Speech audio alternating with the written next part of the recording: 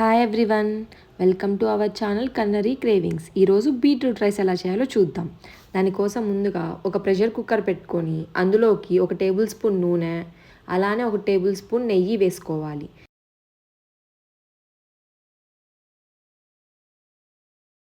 ఇలా 2 వేసుకోవటం వల్ల మంచి ఫ్లేవర్ వస్తుంది. నూనె కొంచెం వేడెక్కిన తర్వాత అందులోకి 1 బిర్యానీ ఆకు, 1 ఇంచు చెక్క, 2 లవంగాయలు, 2 యాలకులు వేసుకొని కొంచెం మగ్గించుకోవాలి. అవి కొంచెం వేగిన తర్వాత అందులోకి సన్నగా తరిగిన 1 పెద్ద ఉల్లిపాయ, 2 పచ్చిమిరపకాయలు వేసుకోవాలి. అవి కొంచెం మగ్గిన తర్వాత అందులోకి 1 స్పూన్ అల్లం వెల్లుల్లి పేస్ట్ వేసుకొని పచ్చివాసన పోయేదాకా వేపించుకోవాలి. ఇప్పుడు పచ్చివాసన పోయింది. ఇందులోకి మనం ముందుగా తురిమి పెట్టుకున్న 2 బీట్రూట్లను వేసుకోవాలి. బీట్రూట్ని ఒక 5 నుంచి 10 నిమిషాల దాకా మగ్గనివ్వాలి.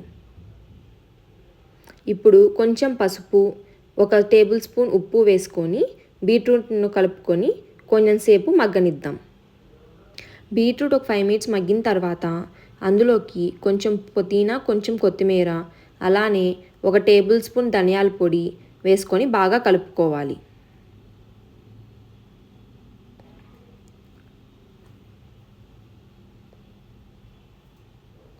ఒక 2 మినిట్స్ ఆకులు మగ్గిన తర్వాత అందులోకి వాటర్ పోసుకొని కలుపుకోవాలి. ఇక్కడ నేను 2 కప్స్ ఆఫ్ రైస్ తీసుకున్నాను, సో 3 కప్స్ ఆఫ్ వాటర్ పోసాను. అంటే 1 కప్పు రైస్కి 1.5 కప్పు వాటర్ పోయాలన్నమాట. ఇప్పుడు అందులోకి మనం ముందుగా 1 గంట పాటు నానబెట్టుకున్న బాస్మతి రైస్ను వేసుకోవాలి. ఈ స్టేజ్లో ఉప్పు సరిపోయిందో లేదో చెక్ చేసుకొని, ఉప్పు సరిపోకపోతే ఉప్పు యాడ్ చేసుకొని ప్రెషర్ కుక్కర్ పెట్టి హై ఫ్లేమ్ మీద 2 విజిల్స్ రానివ్వాలి. విజిల్ పోయిన తర్వాత ప్రెషర్ కుక్కర్ మూత తీసి చూస్తే మనకి టేస్టీ అయిన బీట్రూట్ రైస్ రెడీ అయిపోయింది.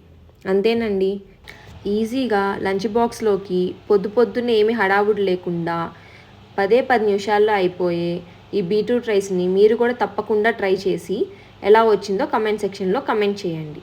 అలానే మీకు కనుక ఈ వీడియో నచ్చినట్లయితే please do like and subscribe the channel.